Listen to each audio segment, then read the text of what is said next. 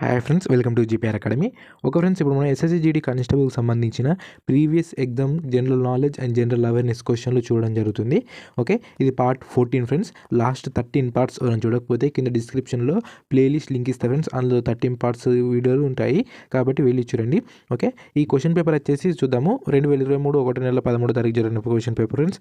Timing కూడా చూడొచ్చు, 11:45 నుంచి 12:45. అంటే షిఫ్ట్ 2 ఫ్రెండ్స్. షిఫ్ట్ 2 మనం షిఫ్ట్ 1కి సంబంధించింది అంటే 9 to 10 PM జరిగిన పేపరు ఆల్రెడీ అప్లోడ్ చేశాము. అవి వెళ్ళి చూడకపోతే చూడండి. ఒక వీడియో చూస్తున్నారు కానీ సబ్స్క్రైబ్ చేయడం లేదు ఫ్రెండ్స్, ప్లీజ్ సబ్స్క్రైబ్ చేసుకోండి. ఓకే, అలాగే వీడియోని లైక్ చేయడం ద్వారా మీలాంటి అభ్యర్థులకు, మీలాంటి కొంతమంది స్టూడెంట్స్కు ఈ వీడియో చేరుతుంది కాబట్టి, అలాగే మాకు మోటివేషనల్ ఉంటుంది కాబట్టి please like this video friends. Okay, ఇప్పుడు మనం డైరెక్ట్ టాపిక్లోకి వెళ్దాం.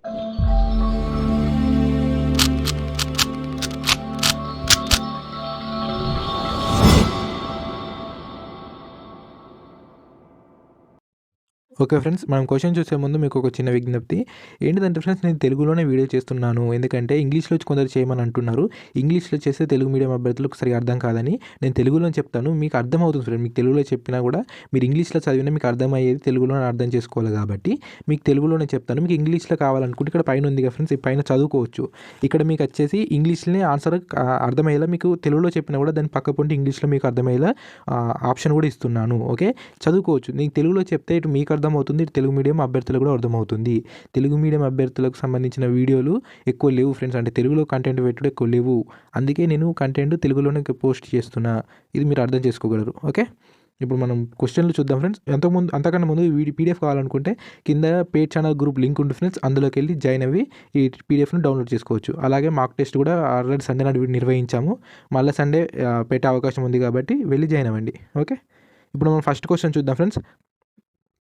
ఓకే, పారిశ్రామిక విధాన తీర్మానం అనేది 1956 పరిశ్రమలను డాష్ వర్గాలుగా వర్గీకరించింది. అంటే ఎన్ని వర్గాలుగా వర్గీకరించింది అంటే ఆన్సర్ వచ్చేసి 2 ఫ్రెండ్స్. 3. ఓకే, 3 అంటే 3 వర్గాలుగా వర్గీకరించింది అన్నట్టు. ఓకే, నెక్స్ట్ క్వశ్చన్ చూద్దాం.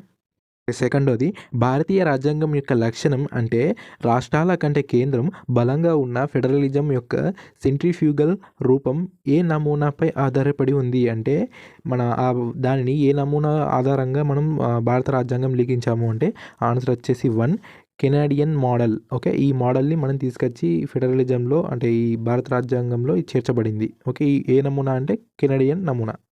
Okay, model. Next question. మూడోది, సోనల్ మాన్సింగ్ క్రింది వాటిలో ఏ శాస్త్రీయ నృత్య రూపానికి సంగీత నాటక అకాడమీ అవార్డును పొందారు. ఏ నృత్యానికి ఫ్రెండ్స్? ఆన్సర్ వచ్చేసి 3 Odissi. Okay, Odissi. Okay, next question చూద్దాం. 4ది, 2011 జనాభా లెక్కల ప్రకారం భారతదేశంలో పురుషుల్లో అక్షరాస్యత శాతం రేటు ఎంత? అంటే అక్షరాస్యత రేటు ఎంత అన్నట్టు. ఓకే, ఆన్సర్ వచ్చేసి 2 ఫ్రెండ్స్. 82.14. ఓకే, 82.14% ఏంటిది అక్షరాస్యత రేటు పురుషులలో. ఓకే, ఈ 2011 సెన్సెక్స్ అనేది మీకు చాలాసార్లు చెప్పాను, ఇంపార్టెంట్ క్వశ్చన్ అని. మినిమం 1 మార్క్ వచ్చే క్వశ్చన్ కాబట్టి చదువుకోండి. ఓకే, 5వ క్వశ్చన్ చూద్దాం. అటల్ పెన్షన్ యోజన ఏపీవై అంటారు. భారత పౌరుల కోసం పెన్షన్ పథకం, అంటే భారత పౌరుల కోసం తెచ్చిన పెన్షన్ పథకం అన్నట్టు. అయితే ఇది డాష్ రంగ కార్మికులపై దృష్టి సారించింది. అంటే ఏ రంగ కార్మికులను దృష్టిలో ఉంచుకొని ఈ పెన్షన్ పథకాన్ని తీసుకొచ్చింది అంటే ఆన్సర్ వచ్చేసి 2 ఫ్రెండ్స్. అసంఘటిత రంగ కార్మికులపై దృష్టి సారించి ఈ పథకం తీసుకురావడం జరిగింది. దీన్ని ఇంగ్లీష్లో అన్ఆర్గనైజ్డ్ సెక్టార్ అంటారు. ఓకే, అన్ఆర్గనైజ్డ్ సెక్టార్ అంటారు. Okay, next question. మీకు త్వరగానే కంప్లీట్ చేస్తాను కాబట్టి వీడియోని స్కిప్ చేయకుండా ఎండదాకా చూడండి. ఓకే, 6వది, పురుషుల జట్టు కోసం గ్రౌండ్ నుండి వాలీబాల్ నెట్ యొక్క ప్రామాణిక ఎత్తు ఎంత? వాలీబాల్ నెట్ యొక్క ప్రామాణిక ఎత్తు ఎంత అంటారు ఫ్రెండ్స్? ఓకే, ఆన్సర్ వచ్చేసి 2.43. ఓకే, 2.43 మీటర్స్ అంత ఎత్తు ఉంటుంది. ఓకే, నెక్స్ట్ క్వశ్చన్ చూద్దాం. 7ది, ప్రధాన ఓడరేవులు మరియు ప్రధాన ఓడరేవుల అనుసంధానంతో సహా తీర ప్రాంత సరిహద్దు ప్రాంతాలలో రాష్ట్ర రహదారుల అభివృద్ధికి ఏ పథకం ప్రతిపాదించబడింది? అంటే ఏ పథకం ప్రతిపాదించబడింది అంటే ఆన్సర్ వచ్చేసి 4 సాగరమాల ప్రాజెక్ట్. దీన్ని హిందీలో ఏమంటారు అంటే హిందీ అని ఇంగ్లీష్లో సాగరమాల పరియోజన అంటే ప్రాజెక్ట్ అన్నట్టు. ఓకే, నెక్స్ట్ క్వశ్చన్ చూద్దాం. ఓకే, 8వ క్వశ్చన్ ఫ్రెండ్స్. భోపాల్ సరస్సు ఆ సమయంలో అతిపెద్ద కృత్రిమ సరస్సుల్లో ఒకటి ఫ్రెండ్స్. ఇక్కడ ఒకటి అని పడలేదు, సారీ, ఒకటి. అయితే ఇది ఏ శతాబ్దంలో నిర్మించబడింది? ఓకే, ఏది అన్నట్టు భోపాల్ సరస్సు అనేది ఏ శతాబ్దంలో నిర్మించబడింది అంటే ఆన్సర్ వచ్చేసి 1 ఫ్రెండ్స్, 11th. ఓకే, 11వ శతాబ్దంలో నిర్మించబడిన అతిపెద్ద కృత్రిమ సరస్సు ఏంటిది?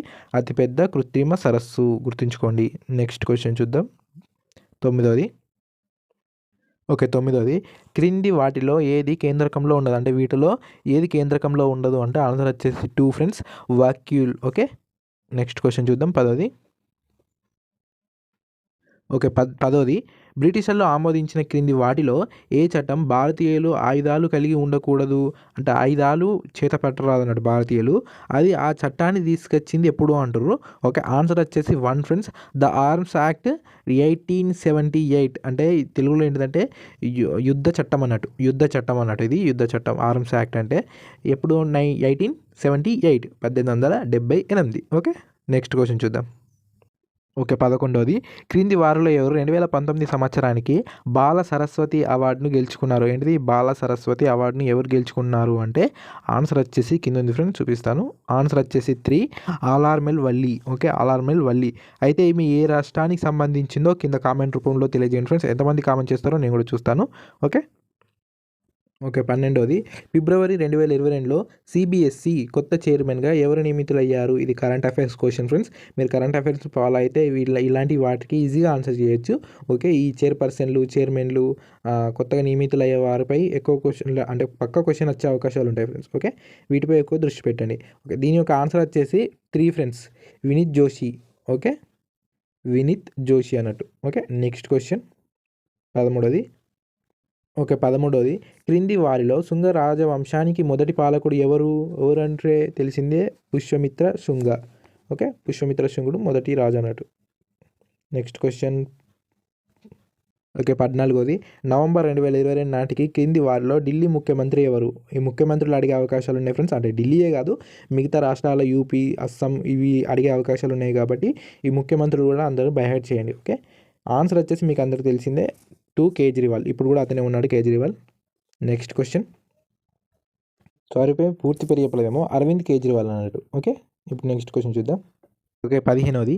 దేశం యొక్క తలసరి ఆదాయం దేశం యొక్క జాతీయ ఆదాయాన్ని దాని డాష్ ద్వారా విభజించడం ద్వారా లెక్కించబడుతుంది. అంటే దేని ద్వారా అంటే ఆన్సర్ వచ్చేసి 4 ఫ్రెండ్స్, జనాభా ద్వారా లెక్కించబడుతుంది అన్నట్టు. అంటే విభజించి లెక్కించబడుతుంది దేశీయ ఆదాయం. ఓకే, దీన్ని పాపులేషన్ అంటారు ఇంగ్లీష్లో. నెక్స్ట్ క్వశ్చన్, 16వది. ఓకే, 16వది. భారత రాజ్యాంగంలో క్రింది దేశాలు అంటే ఈ దేశాలలో న్యాయ వ్యవస్థ స్వాతంత్రం ఏ దేశం నుండి తీసుకోబడింది? అంటే న్యాయ వ్యవస్థ స్వాతంత్రం అనేది ఏ దేశం నుండి తీసుకొని మన రాజ్యాంగంలో అమలుపరిచారు అంటే ఆన్సర్ వచ్చేసి 4 friends, United States of America నుండి తీసుకోవడం జరిగింది. ఏది? న్యాయ వ్యవస్థ స్వాతంత్రం అనేది. ఓకే, నెక్స్ట్ 17వ క్వశ్చన్ చూద్దాం. ఓకే, 17వది. ఈడెన్ గార్డెన్స్ క్రికెట్ గ్రౌండ్ క్రింది వాటిలో ఏ నగరంలో ఉంది? అంటే ఈడెన్ గార్డెన్స్ ఏ నగరంలో ఉంది అంటే ఆన్సర్ వచ్చేసి 4 ఫ్రెండ్స్, కోల్కత్తా. ఓకే, కోల్కత్తాలో ఈడెన్ గార్డెన్స్ ఉంది. అయితే కోల్కత్తా ఎక్కడ ఉంటుంది? Bengaluru. Okay, Karnataka. Next question. Okay, 18వది. క్రింది వాటిలో సోడియం దానిలో ఉంచబడుతుంది. దీనిలో అంటే ఆన్సర్ వచ్చేసి 1, కిరోసిన్. Okay, next question. 19వది. డాష్ యొక్క కర్కిడాక బాహుబలి పూర్వీకులను ప్రసన్నం చేసుకోవడానికి ఒక హిందూ ఆచారం. అయితే ఈ ఆచారం ఎక్కడ ఉన్నది అంటే ఆన్సర్ వచ్చేసి 1 ఫ్రెండ్స్, కేరళ యొక్క ఓకే, కేరళకు సంబంధించింది. అప్పుడు నెక్స్ట్ క్వశ్చన్, 20వది. హరిత విప్లవం డాష్లో ఉద్భవించింది. హరిత విప్లవం ఎక్కడ ఉద్భవించింది అంటే ఆన్సర్ వచ్చేసి ఓకే, ఆన్సర్ వచ్చేసి 3 ఫ్రెండ్స్, మెక్సికో. ఓకే, మెక్సికోలో ఉద్భవించింది అన్నట్టు 20వది. ఓకే ఫ్రెండ్స్, మీకు ఈ వీడియో నచ్చినట్టయితే పక్కాగా లైక్ చేయండి, సబ్స్క్రైబ్ చేసుకోండి, అలాగే షేర్ చేయండి. Okay friends, bye friends.